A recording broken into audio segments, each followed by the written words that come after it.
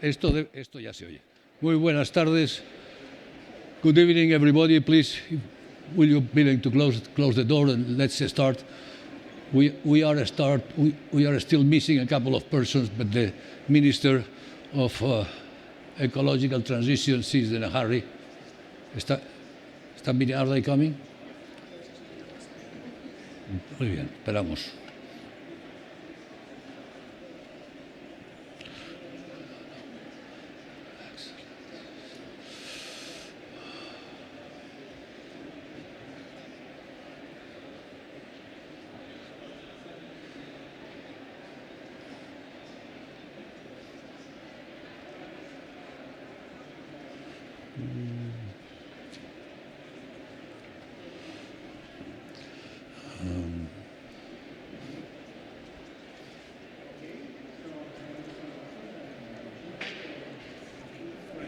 How are you?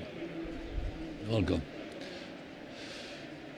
Okay, Your Excellencies, ladies and gentlemen, it is for me really a great honor to welcome all of you to this event on reaching net zero, learning from international experiences with climate legislation, an event, as you know, jointly organized by Acciona and the Elcano Royal Institute. Allow me to sincerely thank again the Ministry for Ecological Transition, our minister and friend too, Teresa Rivera.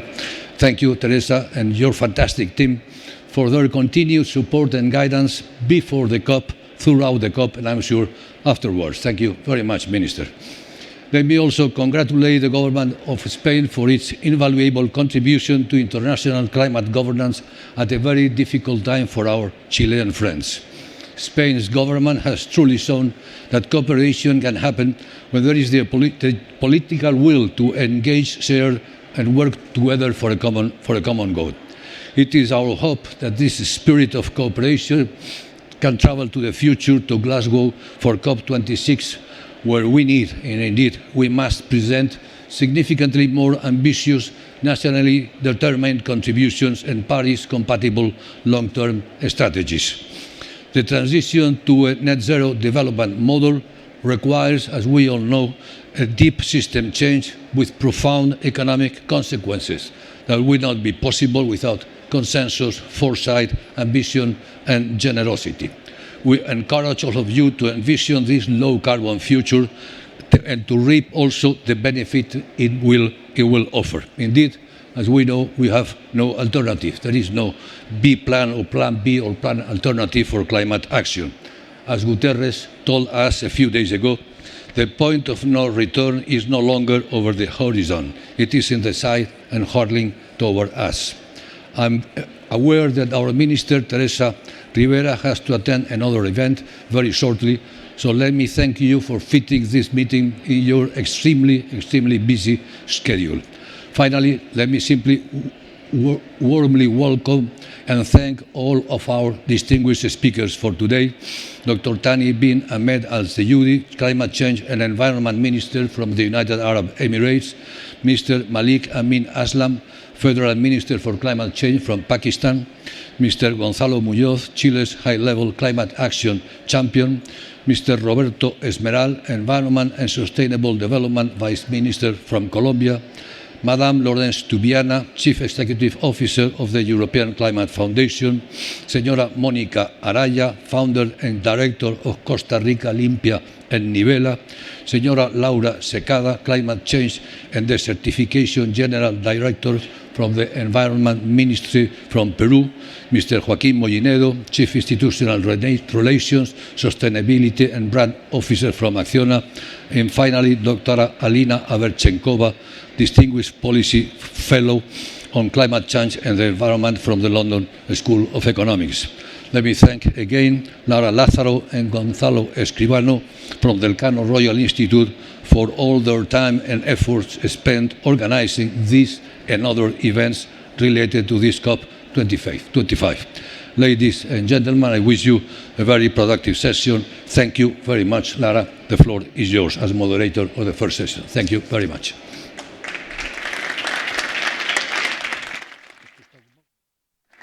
Thank you, Amelia. It has been our honor and pleasure to organize this, and I think we have a stellar panel, so welcome all of you, and thank you so much for being here.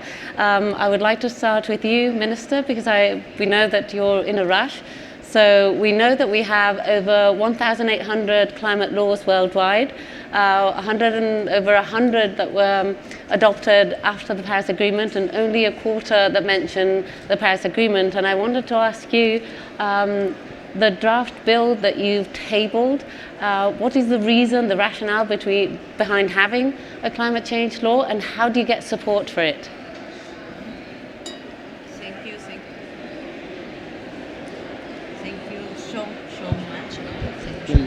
Okay, now it works. I was saying thank you, Lara, for the question, and thanks Elcano and the organizers for this very interesting meeting. It's a pleasure to be with these fellow panelists working hard on climate action and climate laws. I think that the reason why it is important to deliver, to agree on a climate bill, is to be able to have a common horizon. Something in the horizon that shows where we want to go, what is the common project, the common future we want to build as a society. The process itself is very important, allowing people to have deep discussions on where we want to be, when we want to be, and how we can combine the different measures around priorities, domestic priorities, sectoral priorities, that ensure reasonable pathways, enhance the capacity to take full advantage of the opportunities, and anticipate the difficulties we may find in our transformation pathway, is a very important task that deserves the attention and needs the support of the society, including all the political groups. It is important also in terms of governance, framing why science matters and how we can accommodate the different policies and measures according to the needs of flexibility. There where we find that things are easier and more efficient than previously thought, we can go faster. There where things look a little bit more difficult or counterproductive compared to what we were expecting and need a correction. How we can ensure a proper participation of different stakeholders. I think that climate has become a high priority for society and different key players in the society. I want to be associated to the manner we respond to the climate challenges. So governance, participation, capacity to make assessments and improvements a long time is very, very important. And giving some clues on how to develop these pathways in the different sectors that need to deliver, which finally are all sectors, and showcase to what extent different synergies can be built is very important. So to a certain extent, a climate bill could be a good reference to exchange views with third partners. We are going through a very similar exercise here in this context. We've got an UN process that has been concentrated on how to develop a common framework of rules. And now that we've got this common framework of rules, almost there, we need to ensure that we can capture the different wills, the different types of action that are taking place everywhere. Not because we need to get concrete commitments for each sector and each player in the context of the UN system, but because the UN system needs to get a complete vision on how things are evolving and where we need to enhance through the natural players, actors of this field of action, which is national parties. So the combination of a concrete framework at home, making a big call to all to be part of the solutions and to be part of the key players in solving problems and overcoming difficulties. And the vision that the UN system provides on how the small planet we live in can aggregate the efforts of all the players to deliver, to achieve our result-oriented goal of becoming fully decarbonized and fully resilient, being equitable in terms of social concerns and vulnerabilities is quite important. And I think in our case, in the case of Spain, it has got a great interest coming from the society. My impression is that allowing people to discuss and to provide pieces of advice, recommendations on how to improve what we were suggesting has been a fantastic experience. Going through the parliament will be even a more fantastic experience, and doing it after such a fantastic COP could mean that now that everybody wants to be associated to climate action will be even more, how to say, fabulous. We will do it good, in an inclusive manner, and with positive results for all. Okay, thank you very much. That's a really positive view.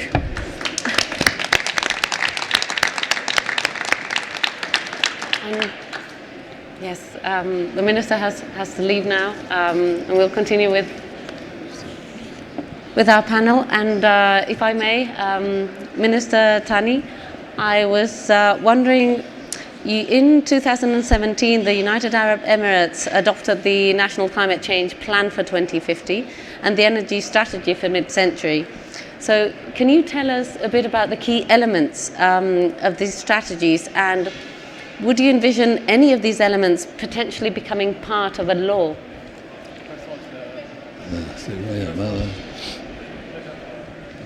It's okay? First of all, it's my pleasure and honor to be here with you all today.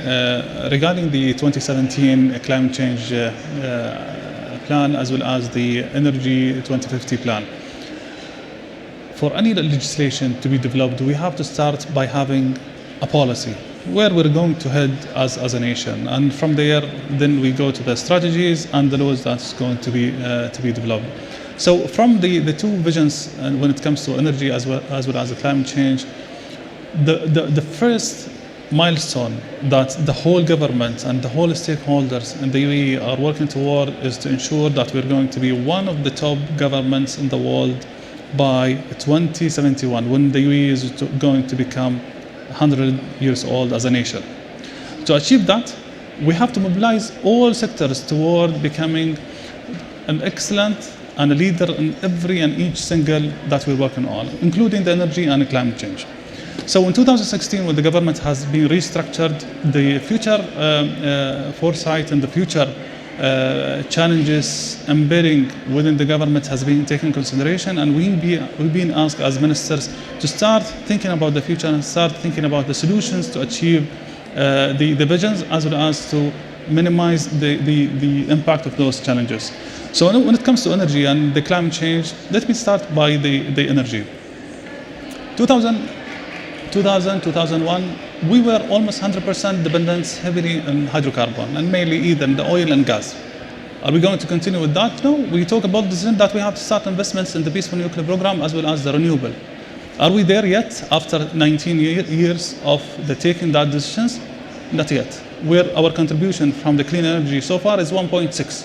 But are the constructions are underway? For sure. The peaceful nuclear program, the civil work is done. It's just a matter of we ensure the safety and security of the project, which is almost at the final stages. So the first plant is going to be connected to the grid sometime early next year.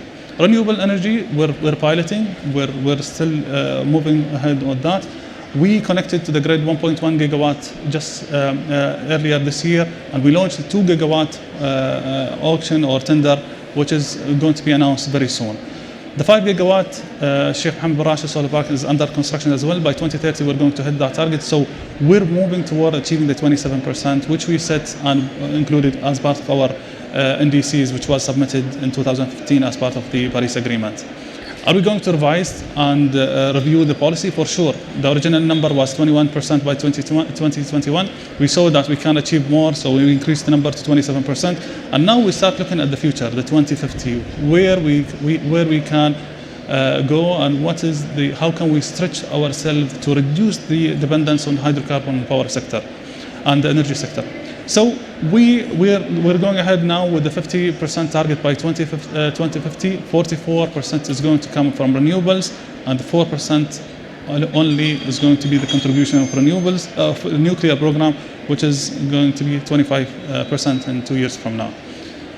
Are we going only to focus on the supply? No, the demand management is very crucial. 40% of our energy efficiency has to be there, so we're going to be aggressively working in the efficiency in the energy sector. One of the main challenges that we have in our region is the hot water and dependence on desalinations. So the efficiency is going to be very tough to be achieved, but we have to stretch ourselves to achieve that target. How that is going to contribute to the emission reduction? 80% of our emission comes from the energy sector. So by 2050, we're targeting to reduce 70% from the energy sector emissions, hopefully. Are we there yet? For sure, we still have 30 years. We're working toward that target, and we're going to review and revise those strategies and targets to ensure that we're reaching to the global target, if it's going to be the zero net emission targets, if there is a global consensus. At the same time, we start working on the climate change 2050 plan. We've been doing a good job in the movements of mitigations, and the stakeholders are engaged, the energy sector is engaged, and the efficiency has been improving with the time, especially after reviewing the tariffs, linking the transportation fuels to the international prices, and start for the first time in the last 3 years billing and taking billing the people on the water consumptions, which was free for charge for a huge number of people.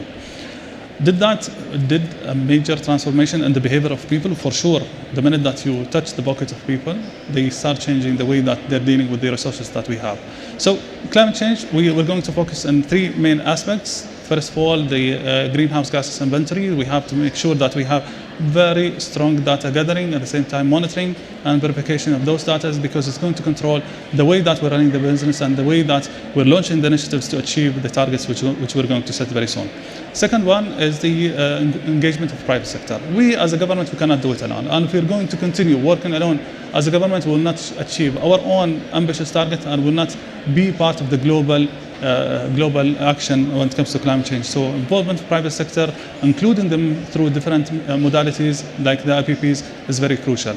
And the third one is the research and developments and the community engagements. We cannot continue depending on studies which assume our conditions. We have to have our own researchers, research developments, take in consideration our own circumstances so we can achieve the global ambitious targets. We started working on the adaptation. Adaptation has been progressed very well. We tackled 4 sectors: infrastructure, health, energy, as well as environment. We detailed those programs. It has been already embedded in the relevant ministry's business plan for the coming 5 years. So in 5 years, we're going to see how the progress in those adaptation plan and how those sectors are taking consideration the climate change and how they're going to be resilient when it comes to the climate change aspects. Is those plans going to be transformed or become a law? Absolutely. We start drafting our climate change law. We submitted to the cabinets for the first endorsements. We're expecting the adoption to happen sometimes in 2020, and for sure the law consists of mitigation, adaptation, private sector engagement, research and developments, emission targets and finance, how we're going to even attract the global finance to achieve the targets. Thank you. Fantastic. So we have another law in 2020 coming, so look out for that. My second question is based on your experience in the United Arab Emirates. What are the key opportunities for enabling ambitious domestic action on climate change in other oil-producing countries? Can you give advice? Climate action everywhere, including oil-producing country, is found in reducing greenhouse gases through the energy sources diversifications and enhance energy efficiency.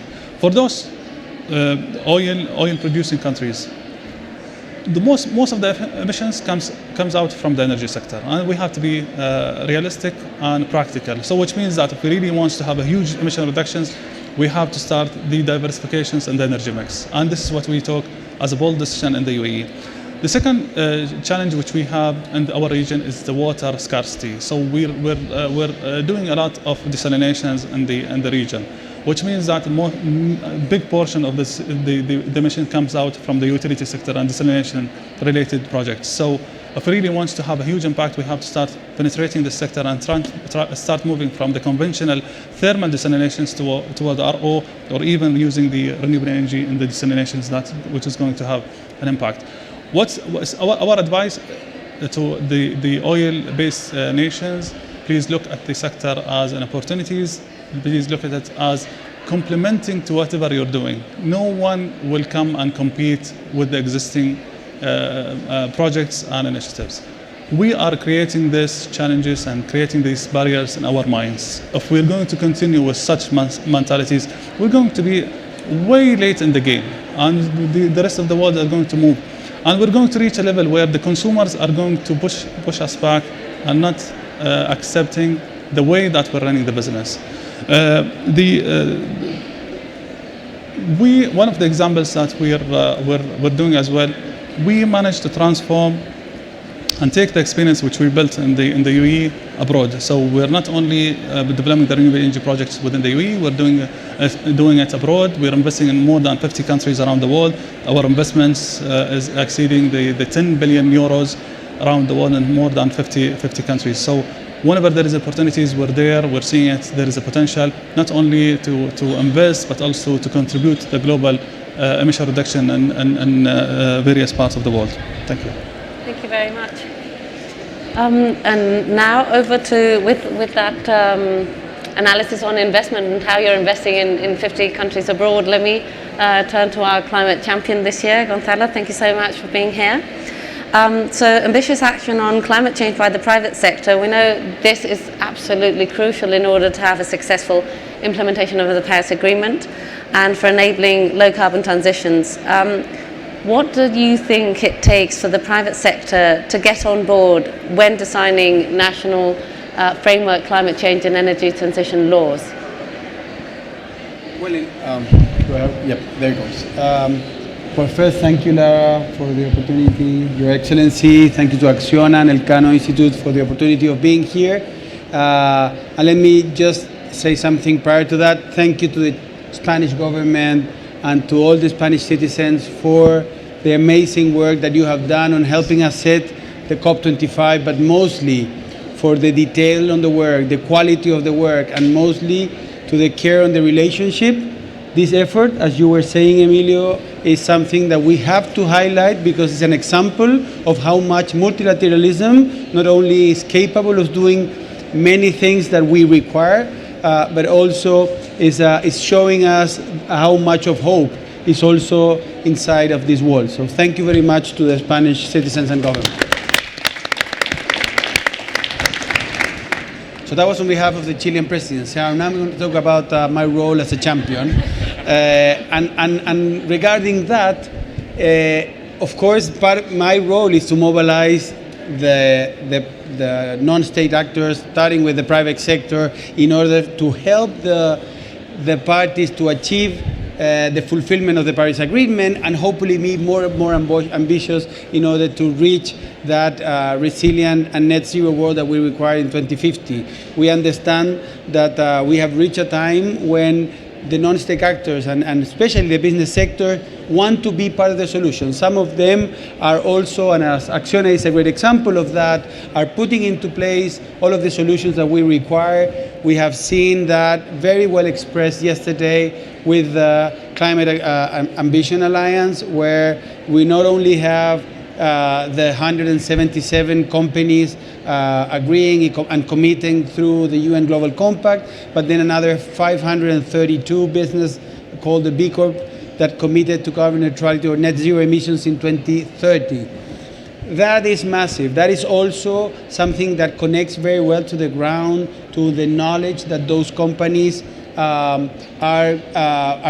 seeing on a daily basis. And those companies, the first step they take is about the energy. They want to be part of the solution. They want to show the world and they want to show the authorities how much can be done while creating the right framework. So the narrative is very simple. Business sector is already delivering and want to be much more part of the solution. Is screaming to the authorities saying, help us to help you. We want to be part of the solution. We want to allow you to be more ambitious. We want you to achieve the enhancement of your indices, and we want you to position globally as the authority that understands how much of this is required by many, many people around the world. Okay, so what can the government actually do in order to facilitate the leadership and greater ambition by the private sector? Well, we're seeing that in all industries, where definitely in each industry and each region and each sector, we have different challenges. Of course, there are regions that are more developed, and therefore the considerations of those efforts regarding the communication with the party, with the government, is easier than others, where we have to, I mean, it's sometimes more a pull and sometimes more a push, right? But definitely we have to strengthen those bridges where we are on time to understand that many businesses, and more, we see the evolution from the summit, from the ESG up to COP25, and hopefully we see even increasing much more towards COP26. Business sector are talking to leaders in the world saying we want to be part of this, so help us creating those, I mean, first listen to us, understand that there are certain burdens, that there are some things that are working and some others might be not. There are some things that are slow that can be accelerated. We need the real policy frameworks in order to first recognize the effort, second integrate that somehow into the ambition of the country, and therefore strengthen that work and accelerate the possibility of the private sector to be part of the solution. It's a very virtuous cycle when we are seeing how much of the first step is being taken by the private sector in many countries of the world, and then the party or the government recognize that and helps that accelerate it. It's all about now creating the right partnerships and dialogues that will allow those two parts to communicate, and therefore understand that it's time for the non-state actors to really help the parties to deliver more and more. The conditions are perfect, because that's also connecting that purpose from the private sector to their own stakeholders. So you've said we need frameworks that can help us, and we know that adopting a climate law can be done in many ways. What specific elements within that law do you think that will facilitate greater ambition? What I meant by that is you have different frameworks for different countries and different regions and different industries. It's very hard to understand that it's just one. I understand that, of course, we're all of us are working to achieve several rules that can therefore facilitate the conditions for all of the countries to move forward. We already have a Paris Agreement. We know that. We have to fulfill it. That's also something in which all of us are invited to move forward.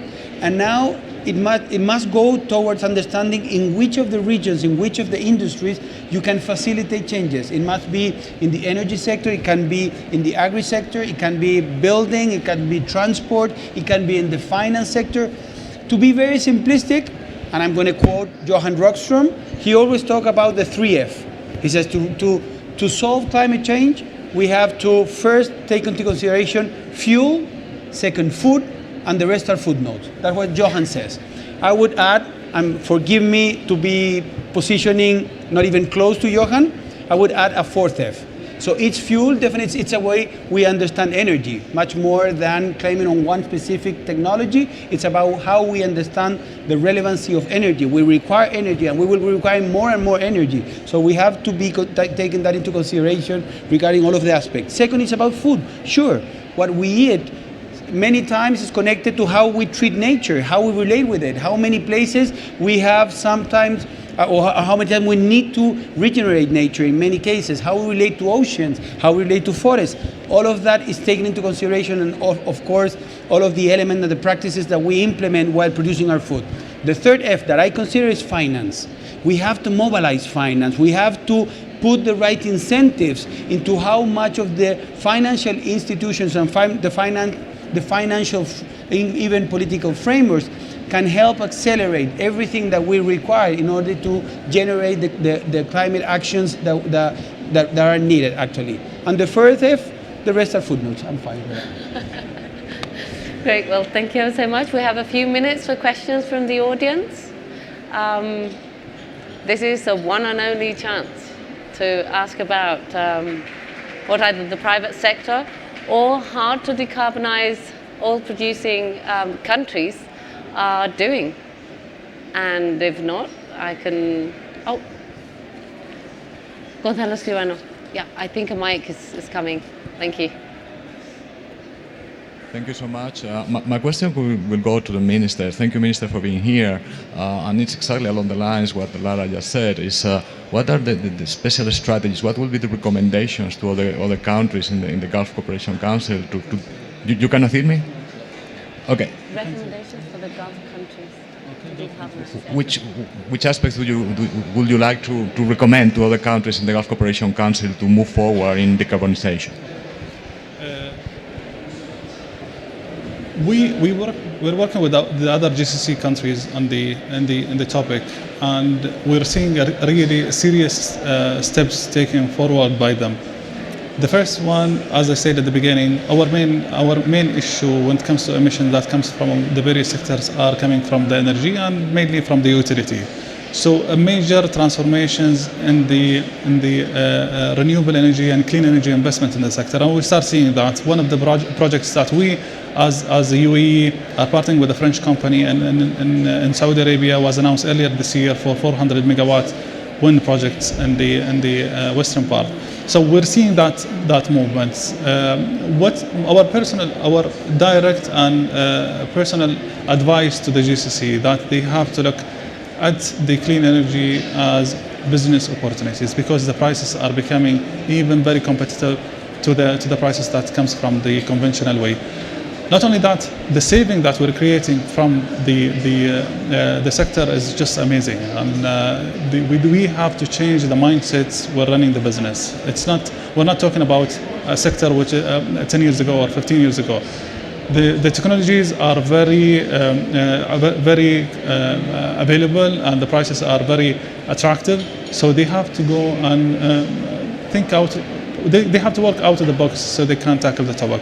The second thing, the understanding of the topic very well. We have to have someone who's specialized on the sector within those organizations, so he can take the international practices on board in their business and their business plan.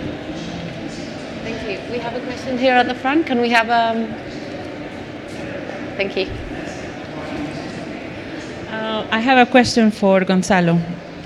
So a lot of the initiatives, I'm Monica Araya from Costa Rica, and I am very interested in business in Latin America, having dialogue with business in Spain, because I don't see them on net zero, on decarbonization. So a lot of the platforms for decarbonization happen at the global level. So these business people meet, but they speak in English, and it's always in this international context.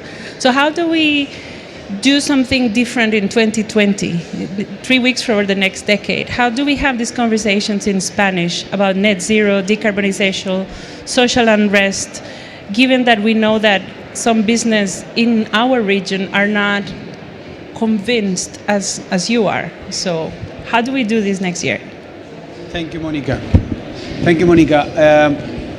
Well, I see that happening, maybe grassroots, but I see that happening.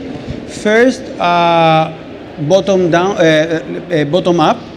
Well, as you might have seen yesterday, I know you saw it, but maybe not all of you saw yesterday, we announced how many more companies joined the Climate Ambition Alliance, and now we have almost 798, I believe, companies from different countries, different sectors, different sizes, committed to net zero emissions, some of them 2050, some of them 2030. 198 of them are from Latin America. Those, and some few of them, I don't exactly remember, I would say about 30 or 30 something are from Spain, Many of the Spanish one also have operations in Latin America, considering, of course, Acciona and Iberdrola and other companies that are related to the energy industry that we're talking about. So those companies have already set a bridge on collaboration. They are integrated in associations that are now working towards integrating those elements, including in some countries as a support for the NDCs. So today, some Chilean companies gave the support to the minister, our minister, Minister Schmidt, to support the NDC, and some of them are Spanish and European companies working in Chile. We see that happening, and of course, we have to strengthen much, much more.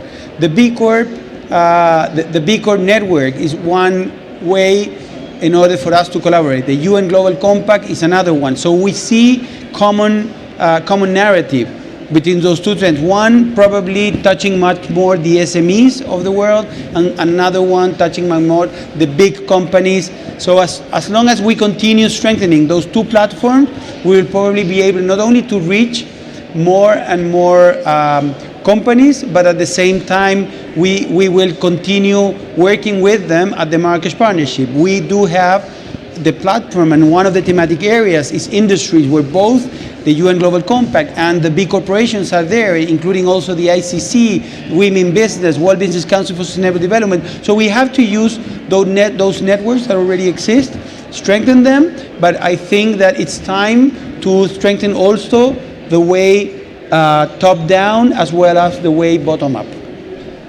Thank you so much. Please, sure. Estamos ya.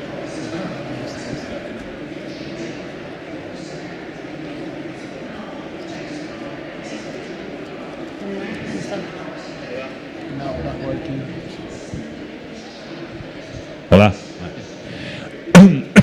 Your Excellency Gonzalo, thank you very much for your attendance to this meeting. José Manuel Entre Canales from Acciona. My question is not as naive as it may seem. So here we are at the COP25 with Article 6 being the prima donna of our meeting, trying to find a solution that meets everyone's requests and everyone's problems. The truth is that there is a solution, there's a temporary solution, which would be carbon taxes that can be used domestically, without the needing to find a global consensus, that surprisingly is very seldom used. Why is it that we're not able, at least in those regions, countries, administrations where we are firmly convinced that we need to apply a cost on emissions, that we, at least temporarily, while we reach a solution which is consensuated among the different parties, that we use the alternative tool of carbon taxes more often and more commonly? Tricky question on carbon taxes. For me, it's not tricky. It's not the role of the champion to make a statement, not even a public statement about the Article 6 and the process. So, Minister, it's yours. I'm so sorry. I'm very connected to the mandate. Very smart and diplomatic answer. So he directed the whole attention to me. Carbon tax is one of the solutions to push industries and governments to move forward and the dramatically cut in the emission globally. But if we take the French model with the yellow jacket, and the minute that they decided to apply environmental tax, it disturbed the whole community. So we have to take into consideration the social aspect before taking such bold decision and move on with the implementation. So my personal recommendation on this, we have to pilot it in a small scale and see what is the impact, what are the consequences, and then we can take it in a larger scale. The Singaporeans are applying the model, and they're starting early next month or early next year with the carbon tax. And that is going to be one of the models which everyone is looking at after the real implementation. So we're going to see the Singaporean model, but at the same time, we're learning from the other experience around the world. So we don't create social aspect because it's going to take us back. Not only if we want to move a few steps forward, it's going to take us back tens or even 100 steps backward. So we don't want to create problems to the systems which has been at least moving forward, and then don't step back. Thank you. Thank you so much. Please join me in thanking our very distinguished speakers. It's been a pleasure, and I wish you all a very successful end of COP25. Thank you. Thank you, Lara. Take a picture.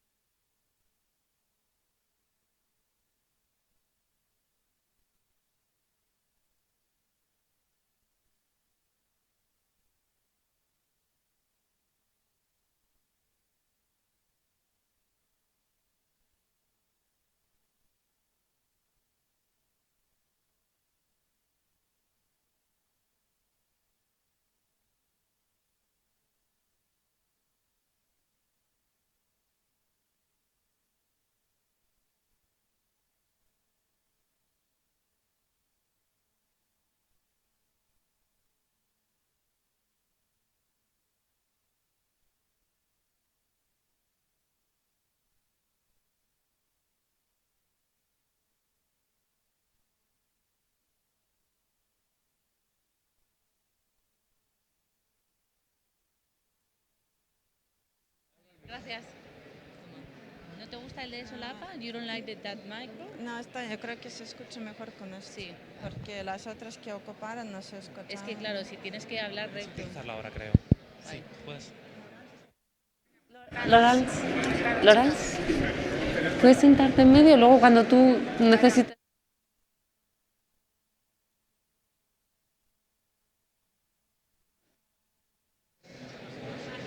We start our second panel with another distinguished speakers. Okay. Do you want to sit here? Oh, that's yours? Is that yours? Okay.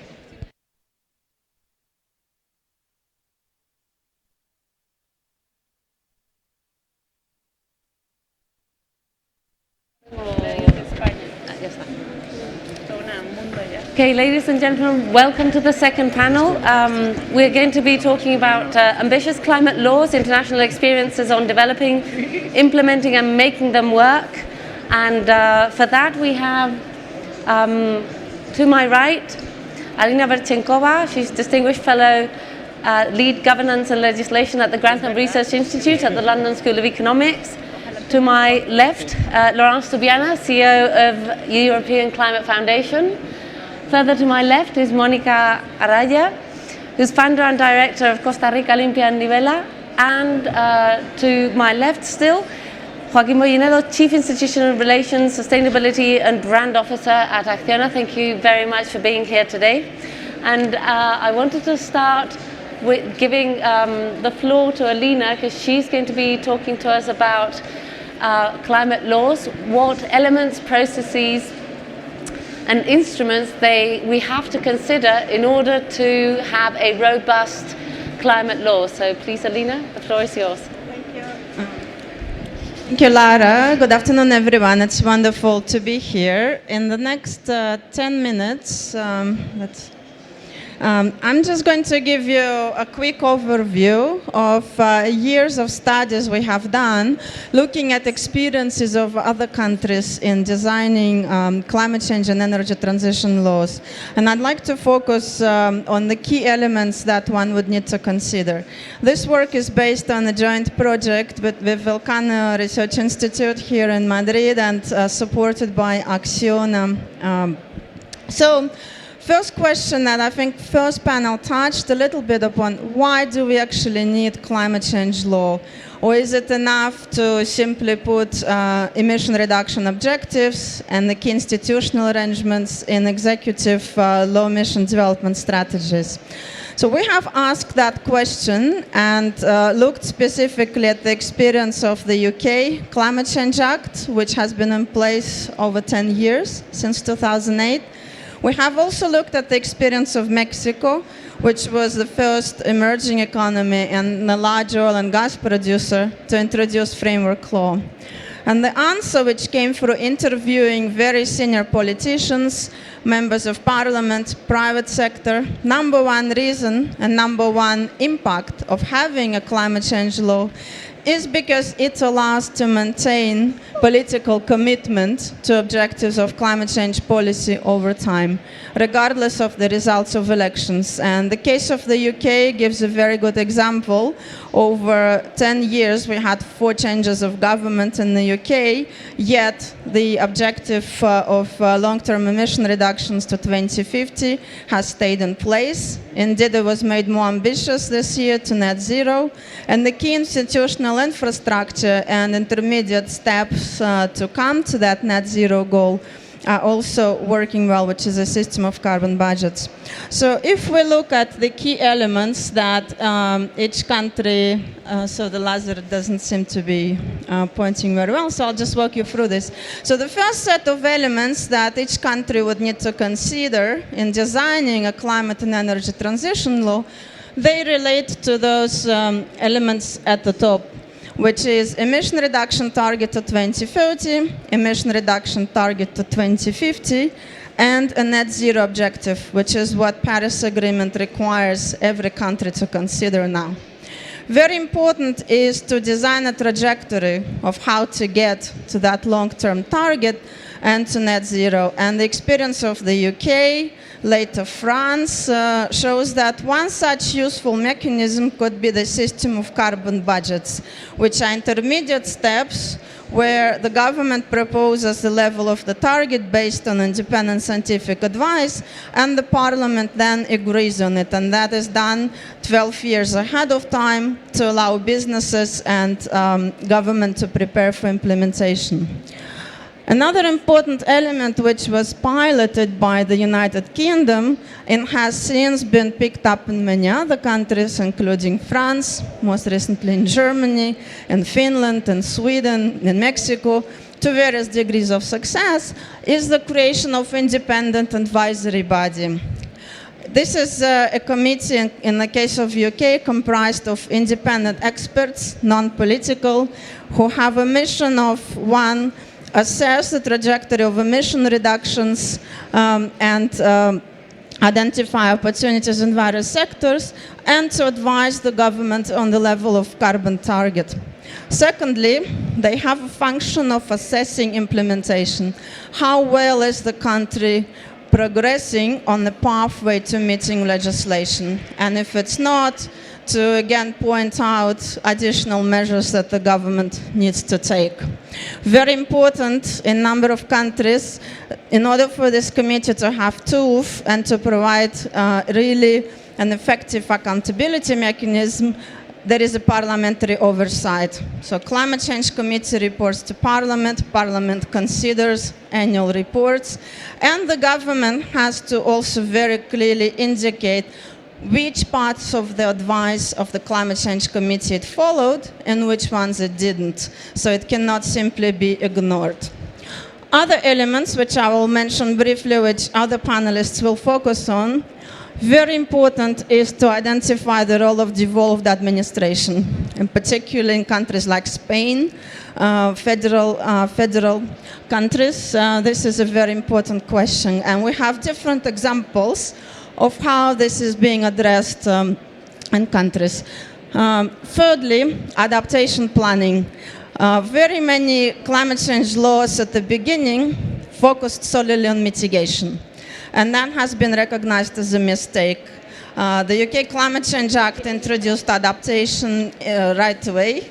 However, France, Mexico took the second revision in the case of Mexico to their law to bring adaptation in, while in France adaptation was integrated in the newly passed law because it wasn't part of the 2015 energy transition legislation. What are the key elements? 5-year risk assessment has been one example, requiring the government to conduct regular risk assessments followed by adaptation program. And finally, important element is stakeholder engagement mechanism. I think Gonzalo has already touched on it. Engaging private sector, engaging communities, engaging NGOs, and different countries also take different approaches to that. Some established specific institutions, like the Stakeholder Engagement Commission in France. Others, like UK, use established channels for stakeholder engagement across all different areas of government policies. And finally, I think Gonzalo talked about finance. Minister of Emirates also mentioned it. It is a critical element. So how can climate laws help raise finance for ambitious climate action? And I wanted to mention an example of France.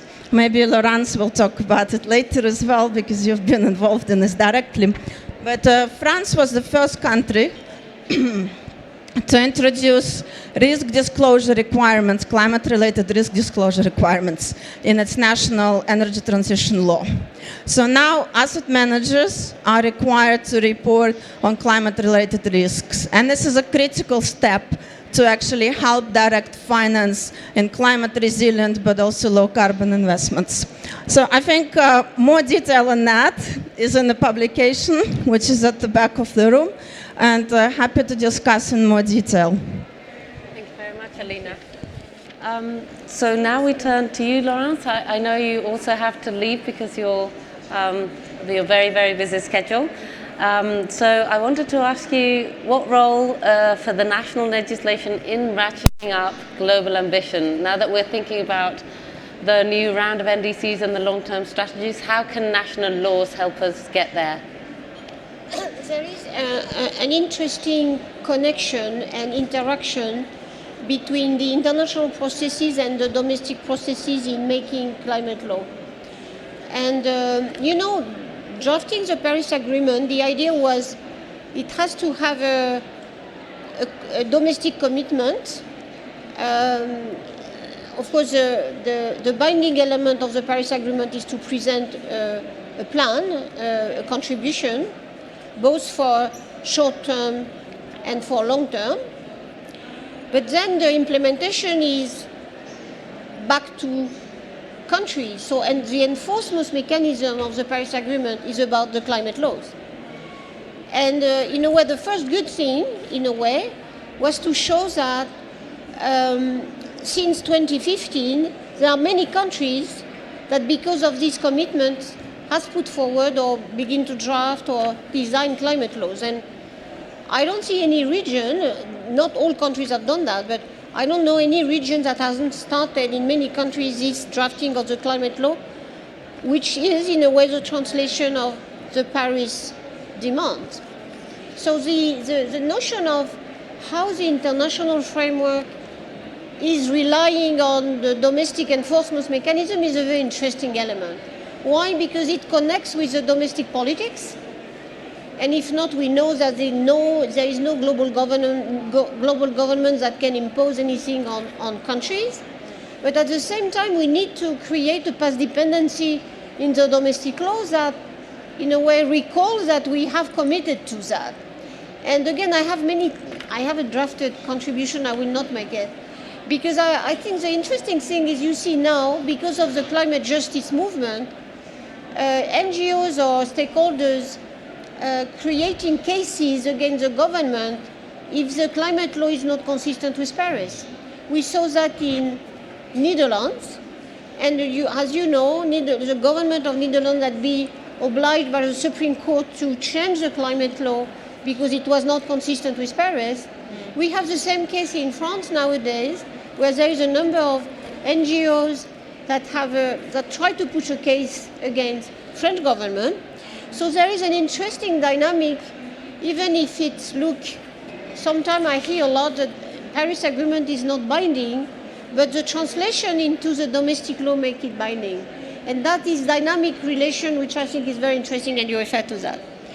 The second element I see in the ambition is that because there is this dynamic between the international pressure and the domestic agenda, you see that in particular in Europe these days, and in particular in France. It's interesting. So we have passed in the parliament a law that shows something about carbon neutrality by 2050, but then the 2030 target is not consistent with the 2050 target. So I will come back to what is happening, but in a way, and because now there is this dynamic with the Green New Deal and hopefully climate neutrality tonight, and certainly an opening discussion at EU level because of 2020 new momentum where you have to present an enhanced NDC, that is making the French law, we have to revisit the law. And that's really interesting. So this type of back and forth from where the international is going, the domestic discussion, the compromise, then of course you translate it in the law text, and then you come back again and again. And of course the UK system allowed to a certain degree, which I think is facing its limits now because, you know, the carbon budget per se doesn't provide for clear enough orientation for the climate laws. In my view, you need to go more sectoral, more specific. If not, the carbon budget will not be met in a way at the end of the day. And that, of course, something which I think really interesting, this, again, in the interaction. The credibility element of the climate law is a very, very strong one for the international scene. That's why I think we need a lot of exchange of practice on transparency. Again, I know that we are very keen and concerned about the numbers who are not good because, of course, the global emission are rising. But the progress made into these climate laws, the awareness, the mobilization to draft these climate laws, like, for example, the debate in Spain, or the debate in France or in Germany, or it was a case in Denmark, in Finland. You see a lot of political awareness discussion where you have now the companies, the labor unions, the region taking part of that. And I do think that, and to finish and not to be too long, I am really, because of this now, the big step, which is now this benchmark of carbon neutrality or climate neutrality, even better, by 2050, you see that maybe the classical model of the law drafted by government expert and then parliament cannot deliver such a big shift. It's the case in France. I feel it very, very strongly. The scope of the law you need, of the efforts of the sectoral policies, etc., you need to go to such a big transformation, well, is creating a dissonance between what the government feels they can do politically, that they have the license to propose, the intelligence of the society is not there to know what the society is ready to propose and to make or to endorse. And that's, in my view, the limit of the traditional modeling, the traditional design of the climate law we have been seeing until now. And that's why I am really excited about the experiment we are doing in France these days around the citizen assembly for drafting a new climate law, which then be part of what the society is ready to understand, propose, endorse, which hopefully will deliver more than what the government feels necessary. If not, you see the whole dissonance between what is a strategy proposed by the government, in case of the French, and the goals and the targets. And it was really striking to see that we now have two climate laws in France. First one 2013, this other one this year. And both of them recognize that we have missed our carbon budget. We missed the first one, we are missing the second one. So you begin to see that the carbon neutrality by 2050 doesn't fit if you don't align the different milestones. But the government doesn't feel entitled, in a way, to conduct such a transformation. So I think, again, for incremental element of climate laws, the classical system works. But for the transformational, I don't think it works. And that, I think, a very interesting discussion I would like to bring. Thank you very much. And following on from that and flipping the question, we know that from studies conducted by the LSE that there's a statistically significant effect of hosting COPs. So you've talked about that link between the national and the international level. So what specific elements do you think that the international process brings to hopefully the adoption of national laws in Spain, for example? I think in this case, the targets, the global carbon budget, we know we cannot distribute this carbon budget, we have been unable to do it. Okay, so that's fine. But we have a sense where the carbon budget is, which is the value of this translation of this global carbon budget and the Paris goal to this now new benchmark, which is carbon neutrality by 2050 or soon after. So now this target is coming back to countries. And that's why you see this very ambitious target now put forward. And then you have the timetable. And that's why, again, we can always ask, is this necessary to have a COP every year? Of course, yes, no. But that's the only place where we can compare what we do. And the only place where you have all these actors together to translate that. So I would say the translation of the target is very important, even if really for many countries they still don't know what the adequate climate law to get there. But it raised the ambition domestically. That's very evident. Europe is a very clear case. If by tonight we agree on a climate neutrality target by 2050 tonight for the 27 countries, it's evidently the international impact on EU decision making. And it's a good way because there was no global government that has imposed that to EU. It's a feeling of how you are consistent with the global goal you are looking for. And in a way, that means that for every country in Europe, you have to revise the climate law because most of them are not totally adequate. Some, Finland, for example, Sweden was already there, but we have to revise ours in France, that's for sure. Germany has to build one which is consistent with that, and again and again. So I think that's where I see the value of, in a way, trying to interpret what is left from the global carbon budget to domestic targets. And is this a peer pressure? Yes. Is this a citizen pressure? Even more. Is this something that finally the real economy are asking from the government to deliver? I'm sure. And again, just to the pressure or the connection is not only between, in many ways, the international and the government. That's no more the state of the global governance these days. You look at now the subnationals. You see the two pavilions, no, the US pavilion and the US still in. I hope next year we will have much more than that.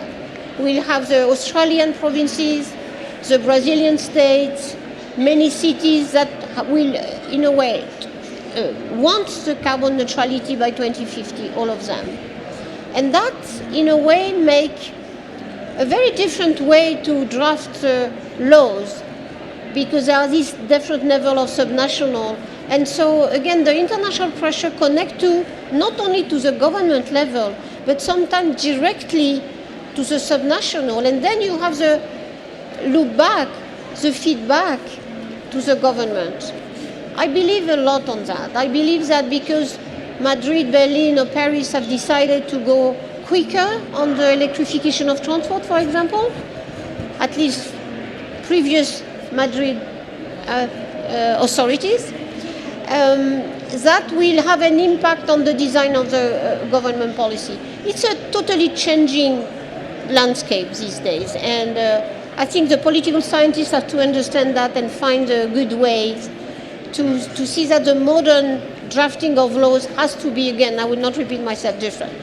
And I stop there. Thank you so much. So from an academic perspective, we see that with such complex problems, we have to go from governments to governance. And Laurence has very clearly stated the role of subnational governments and of civil society engagement. And I turn now to you, Monica, to ask you, given all that we've seen in the past couple of years, how can we get the public and citizen support for ambitious climate action without leaving anyone behind? And what are the most important steps that you have taken in Costa Rica?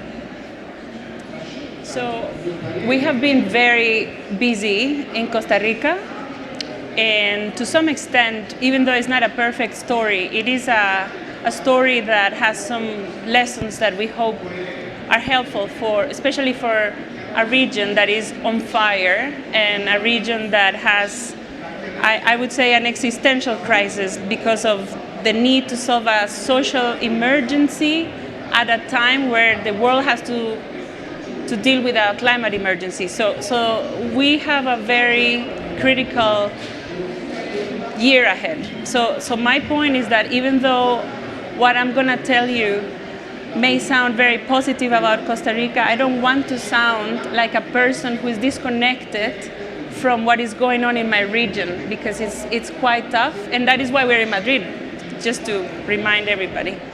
So what is it that we have done in Costa Rica from a citizen perspective, and what is it that I would like you to keep in mind? The point is that there is a lot of debate about what governments need to do, and a lot of debates about what business need to do, a lot of debates about public and private partnerships, and to some extent, increasingly, some debates about youth and activism in the streets. But what I learned in the last 3 years as Costa Rica Limpia, a citizen platform that was very involved in the idea of being a country without fossil fuels, is that we really have to become much more sophisticated as activists, as citizen advocates. And in Costa Rica, we have a very concrete victory that we won from the bottom up, which was to pass the first law in Latin America that gives a framework for zero-emission electric mobility, given that it is a country that already runs on 100%, nearly 100% renewable electricity. So if there is one country that needs to electrify everything that can be electrified, is Costa Rica. Small, the distance are perfect, and we have a plan that already calls us to decarbonize everything. So in that big plan, transportation is critical. So what is it that we did, and why is it that we passed this law that was the first one in Latin America? And just to give you a sense of the feeling that there was in Congress when we started working on this with a congresswoman, the feeling was there is no chance this law is going to pass. Zero. That's what we were told in 2016. So why is it that we passed a law with only 2 members of parliament opposing it? Why is it that in the end it became unthinkable for the Congress to say no to a law that only 3 years before, or 2 years before, they said was unthinkable? So what we did was we had a very, very simple triangle. And we said we had to be very good at 3 things. First, the pathway. This is not a law, just a law in the abstract. It's part of a pathway to decarbonize the sector. So we had to become very credible in the light. We had to be credible because there were so many skepticals. So we proposed a pathway for decarbonizing transportation even before the government did it. So that was a way of saying we're very serious about what we're saying. We're not just telling you that there is this wish to decarbonize the sector. Here's a pathway. And we put it in Spanish, we put it in English, and it shows technicalities that allowed us to say we were serious. Number 2, and of course we socialized that and we talked to Congress, and we had a champion in Congress, so it was obviously from the outside. You need somebody in the inside, and this woman, Marcela Guerrero, was critical. So first the pathway, then we understood that we needed to go to a lot of experts, because if you come just from the climate perspective, it's not enough. So we partner with a lot of experts in Costa Rica, but we also partner with people in Norway, because this is a reference for us, another country, 5 million people. They have a very good story on electric mobility. So that was number 2. And of course, the third one is the one that sometimes in Latin America doesn't work really well, was the need to create a coalition. And a lot of the big ideas fall because the coalitions are not good at sustaining the cohesiveness. So this coalition was very interesting because we had people from the private sector, people from academia, from the utility, from Congress, and it allowed us to split the private sector, because as you can imagine, electric mobility is quite threatening for some companies, and some of them were very nasty. They've changed, but at the time they were quite nasty. They just didn't want this law. And then, of course, there is the innovation. Just as companies have to innovate and governments have to be more innovative, we innovated by creating citizen festivals. We were innovative by creating a lot of materials, translating this into language for consumers. We were very committed to challenging in a respectful way, but in a very forceful way, a lot of the myths about new technologies and we had to literally go and sit down with Congress people. You know, imagine you are our Congress people and say, look, I need to talk to you, and just sitting with them, creating materials, videos, a lot of winning of hearts and minds. So that allowed us to come to a point where we were a reference for the media, and in the end, what is very interesting is that the women in Congress and our group plus the coalition pushed for this law, and once the law passed and the media outside found out that that Costa Rica had passed the law, the journalists outside were very focused on asking the question, can we talk to the minister? This is a different government. Can we talk to the minister because of Costa Rica's leadership? And the assumption is always in these environments that it is top down. So what I want to capture with this is that there is a lot of work to do from the bottom up. And what is very important for us is that we are met somewhere in the middle, because the next government, the one that we have now, you probably have heard our minister, you probably have heard our president.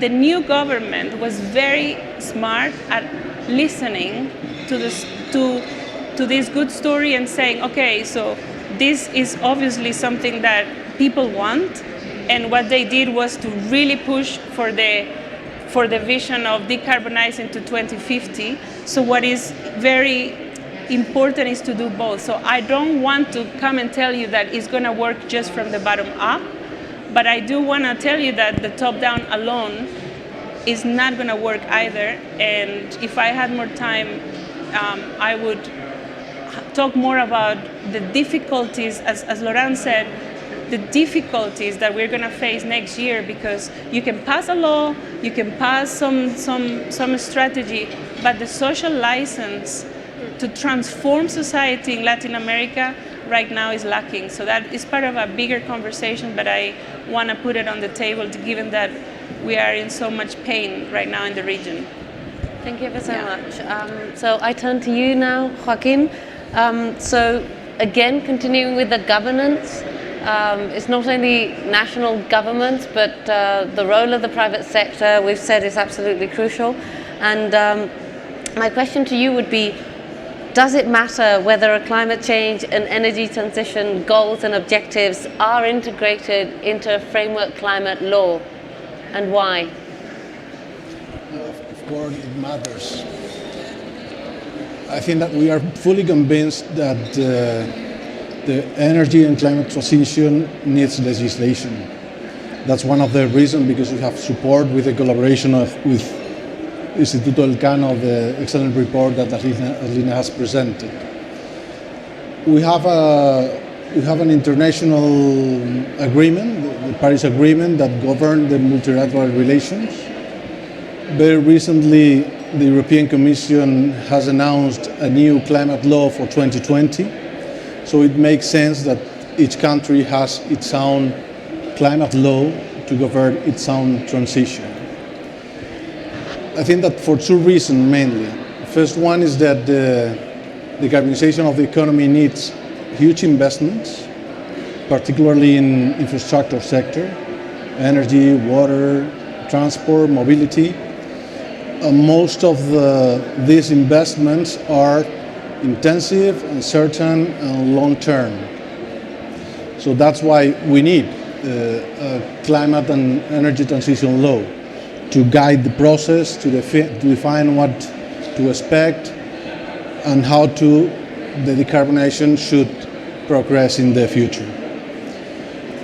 Because we as company can support the business strategy or technological risk, but not the political risk that we cannot manage. This must be covered by legislation. But furthermore, we need a law, but we need a law based on a solid political consensus to allow it to endure over time.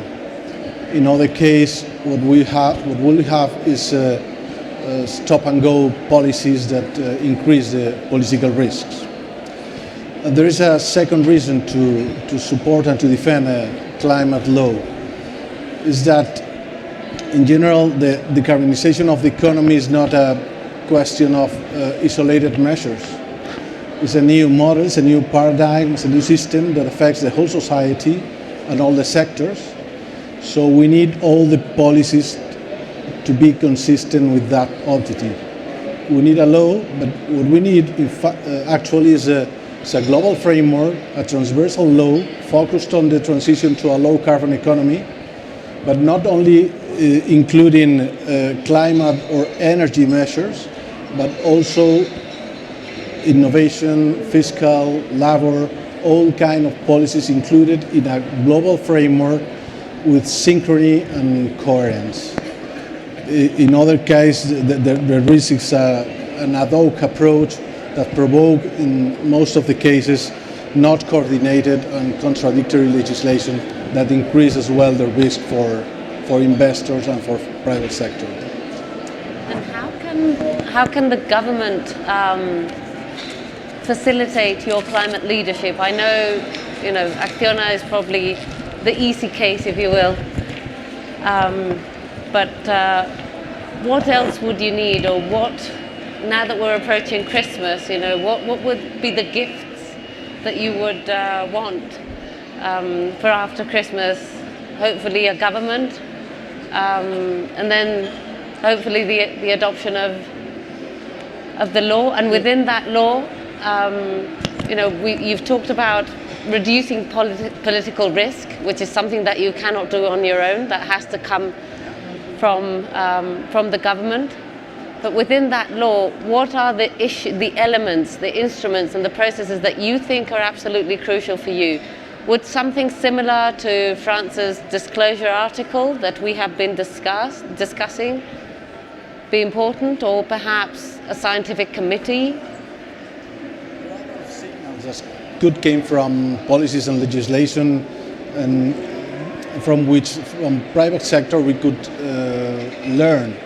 I mean, the legislation can help us to orient ourselves and to help us to integrate the decarbonization criteria within our internal decision process or investments. But just let me put a couple of examples of that are very, very relevant. One of them can be the taxonomy of low carbon activities that the European Commission has approved, which is a wide list of activities that can be considered sustainable and low carbon. This is something that the investors, the analysts, the financial sector will take into consideration in order to adopt its own decisions.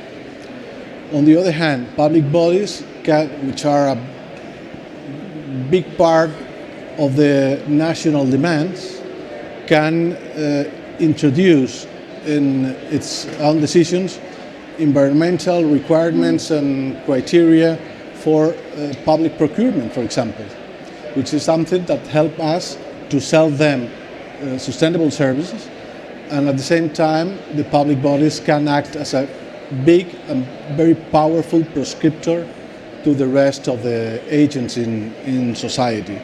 So there are a lot of examples that can be integrated in political measures and legislation that can orient private sector in that sense.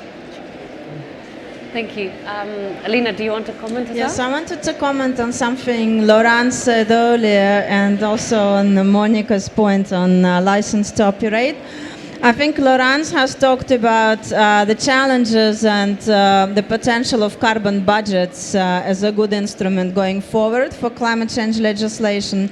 So I think the first point I wanted to highlight, there is no silver bullet, and I think our research looking at experience of different countries clearly shows that while these are the elements I showed at this infographic before, these are the key decisions each country has to address one way or another, but there are different ways of doing it. So if we look at the UK's experience, the first 4 carbon budgets, each of them for 5-year period, have been quite successful. Government has fully accepted recommended level of target by the Climate Change Committee. And the policies that actually the law requires the government to then come up with the plan of how they're going to implement it. And this is a crucial difference with the French example. UK adopted a more flexible approach. They said, let's put into the law the basics, the institutional infrastructure, and the mechanism of getting to the long-term target, and let's leave the political fight over specific policies to the later stage, where France has been very detailed in the energy transition law, specifying particular policies. And I think there is some data. It took them 500 hours of parliamentary debates in France to pass the energy transition law, 2 years of public consultations, and 5,000 amendments to the law. But yet you get a greater policy certainty after all. So I think each country has to decide what is best in a domestic context. But I think for the UK, carbon budgets approach has worked so far. What we're now seeing is that law itself doesn't actually replace political commitment. And as the political commitment of latest government has been going down to the environmental issues, we have seen delays with policies being put forward. And also the fifth carbon budget, the proposal for implementation is currently short of target. So it will be interesting to see how the debate develops. It will be very important to see that the government steps up the policies, but it is a very public and very lively debate, which I think in our case, in the case of the UK, where we're based, I think I would argue that carbon budgets approach is working, and it's a very valid tool. Can it be improved? Yes, and one improvement we pointed out to is that there is no requirement in the law how quickly the government has to come up with the policies underneath the carbon budget. It says as soon as feasible, and feasible can be wherever. So I think for countries which are writing the law right now, I would say put a very clear deadline, 6 months or 4 months or whatever is the appropriate deadline. Thank you. Thank you, Lena. So thank you very much. We have a few minutes now for questions. David, yeah. Can we have a mic? Oh, by the way, while David gets the mic, there are copies of the executive summary, both in Spanish and in English, of the report, and you can also access the report online. Well, okay, David. I just wanted to follow up on Alina's comment with respect to the specificity of the law, to point out that in Spain, the law that's being negotiated does include an energy transition. And my concern with that is that the experience in France is evidence of that, but it's very difficult to reach the sort of parliamentary consensus that's needed on a law which includes details of specific sectors.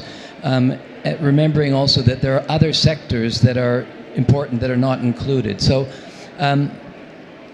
my feeling is that if one does have to go down that route, it's very likely to lead to the lowest common denominator, because it's difficult to reach agreement on so many complicated issues with so many special interests defending their patch. So I would argue strongly that in Spain the law should be closer to the British model, leaving as much of the complexity of the debate on individual sectors to other laws. Once there is a long-term structure that gives confidence to everyone and that has if you want, a very high level of consensus in Parliament, then one can work on individual laws which are complicated and have to be done, of course, but preferably within the context of an institutional structure and long-term goals which have been agreed by, say, 95% of the Parliament.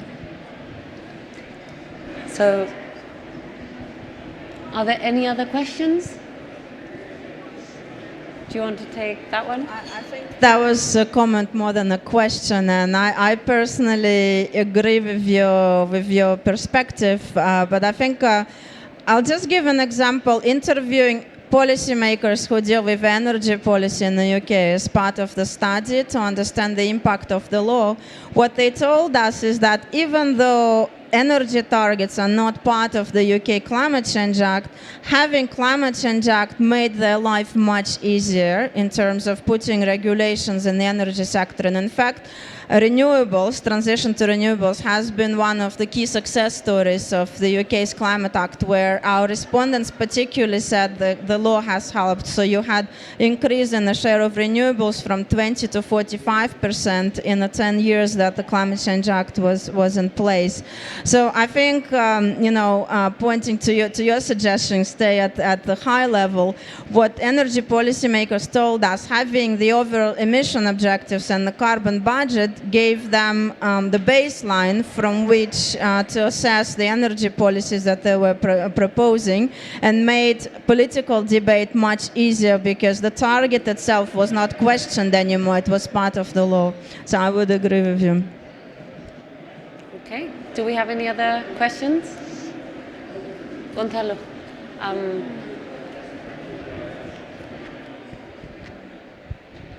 Oh, thank you. That would be a question for both Monica and Alina. Can you please, Monica, elaborate a bit more on this difficulty to, reconcile what you have called a climate and a social emergency in Latin America? To what extent in climate change law can help to deal with both problems at the same time? And Alina, do you have any element to suggest to us that can deal with this problem of the just or fair transition here in Spain or in other cases? Thank you. I feel very strongly about these topics nowadays, and I think we have to be very humble and recognize that we cannot go to the public and say there is a climate crisis and we need to decarbonize. Oh, and by the way, let's do a just transition so that they don't block the climate agenda, because this is pretty much what we've been saying. And I think that I now realize that that approach is very utilitarian, because it's about the environment and these workers. Let's just make sure they don't come and go in the streets and block all these climate laws. And I actually took a lot of time when I was in Chile after the big protest. And I talked to a lot of people who are really not making it till the end of the month. And I really realized that next year, if we really want to succeed, we are going to start taking inequalities for what they are, which is something that we should not accept, period. Not because there is a climate crisis. I think what I keep saying to myself nowadays is, as we prepare for the next decade, and in these 3 weeks that we have ahead of us, we really have to integrate the notion that the sustainability agenda is not going to succeed if we don't succeed with the dignity agenda. And I think there is a lot of dignity that we have left out of our debates. They have become very technocratic. They are becoming quite disconnected with a lot of human dynamics that I see that could actually help us. So my answer would be that we keep saying, the social crisis and the climate crisis cannot be separated. They are the two parts of the same coin. But while we say that, we are not talking about the real issue. At least in my country, I'm not speaking for Spain or for Europe. If I personally believe that if in Latin America we do not have a deep, difficult conversation about taxation, if we don't fix the rules of the game, why would we succeed with the climate agenda? I just don't see anymore that equation working. So my answer is, all of us who are more inclined to work on climate have to take social issues much more seriously. And I would invite colleagues who work on social issues to do the same. And perhaps next year we will be in better shape meeting somewhere in the middle. on just transition and the importance of social justice overall, I think it's very clear that credible climate policy and climate law would have to address social justice. I think we have a lot of examples around the world, starting with France a few years ago, where they show very clearly that that needs to be very much part of the strategy. In terms of examples, I would point out to Spain, and Hugo here is much more qualified, I think, to talk about that than myself. I think Spain is doing fantastic efforts in terms of developing just transition strategy. We're seeing similar efforts in other countries and jurisdictions. Scotland has a just transition commission. So I think part of the conversation is how to make sure that the workforce which is affected by decarbonization is redeployed, retrained, is compensated, so that there are mechanisms to not just leave them behind, but to integrate them into the new low carbon and climate resilient future.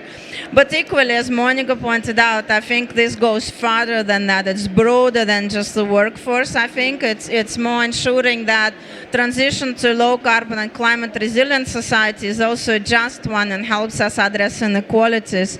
In this context, I think what is now starting to happen in Chile is a very exciting process to watch, and I hope they will succeed in it. I think Chile has taken decision to start a process of drafting a new constitution, from what I understand, a new social pact, and as part of that, they will be discussing what is the future that the country wants to see and what are the basic rights that one needs to address as part of that constitution.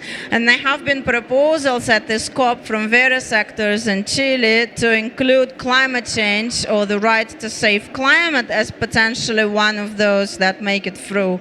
And I think this will be very, very interesting and very important undertaking. Thank you. Do we have any other question?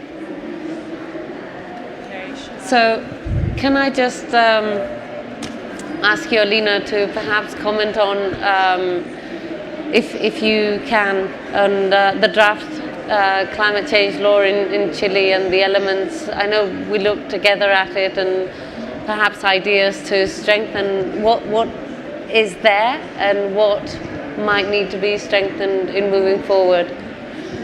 Well, I don't know if the draft that we have looked at is the latest one. I understand Minister Carolina Schmidt made an announcement, I think yesterday, a couple of days ago, that the draft law will actually go to Parliament, I think next week, if I'm not wrong, right after the COP is over. So this will be very interesting to see.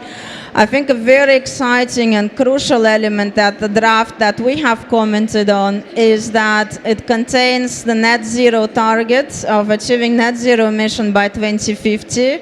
So I think Chile has an ambition to become one of the emerging economies to legislate net zero target. I think that is fantastic.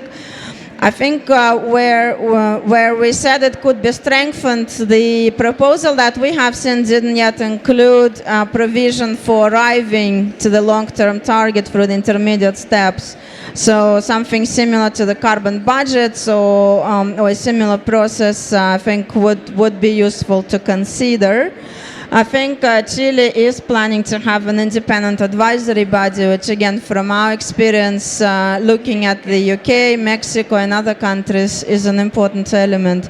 So I think these are some of the high-level comments that I would have on the draft that we have seen. But what is most importantly, I wish Chile best of luck in actually advancing this draft legislation through the process. I think it will be a very important piece of legislation that will help the country on low carbon and climate resilient transition.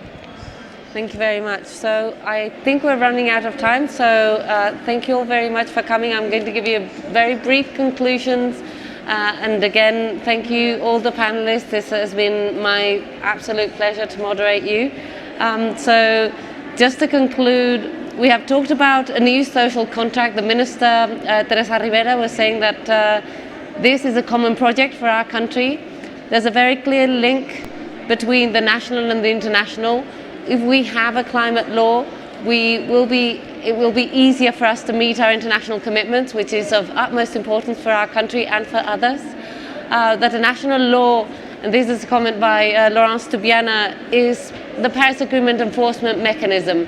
So we have to bring the Paris Agreement home, and the framework laws are one good way of doing it if we get it right. That there is no global government, but we do account on this increasing social pressure to act. She also talked about sectoral carbon budgets as a suggestion. So I think she was not saying carbon budget should be thrown out. I think the idea was to be a bit more detailed in the carbon budget, which I think we all agree we need ratcheting up mechanisms that work. And that is obviously up to countries to decide, as you well pointed out, Alina. I think two of the issues are citizens' assemblies and how citizens can contribute in strengthening and ensuring that there is either active or passive acceptance of climate laws, which is absolutely crucial. If we do not have that, we will not move forward. This is a transition to a net zero carbon economy that will not happen against stakeholders, that will have to happen in a very consensual manner. I think she also mentioned international negotiation provides a compass for what we can do. So basically those targets and timetables, and it's important for us to be here and be together every year, because that puts pressure on all of the countries to deliver. We also talked about the power of the subnational level. We know that cities amount to 2/3 of greenhouse gas emissions and similar amounts of energy. So if we don't take into consideration what cities can do and we reap the power of cities in the decarbonisation story, we're just not going to get there. Climate champions.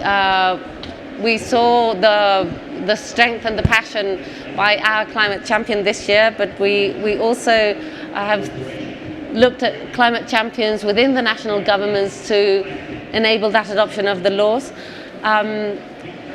Minister Tani also mentioned how important it is to have credible data, and I think the idea of having a independent advisory body, be that the Committee on Climate Change or some other body that depoliticizes the debate at home, is totally crucial to get us through the finish line. Minister Tani also said that we have to change our mindsets, that the technology is there, the drop in the cost of renewables can take us a long way, so that it's the appropriate time to change that mindset and reap the benefits of the low carbon transition. He also called for listening to the private sector, and Gonzalo Muñoz talked about the 4 Fs. Think about fuel, food, finance, and the rest is only footnotes. We also talked about the need to embrace climate policy integration, how important the taxonomy, that certainty, that de-risking the political issues, taking that political risk out of business so that businesses can in fact invest in the medium and long term. And finally, we ended up talking about just transition and the fact that if we don't solve this crisis with social dignity, the low carbon transition will not happen. Thank you ever so much, and it's been our pleasure. Thank you. Thank you.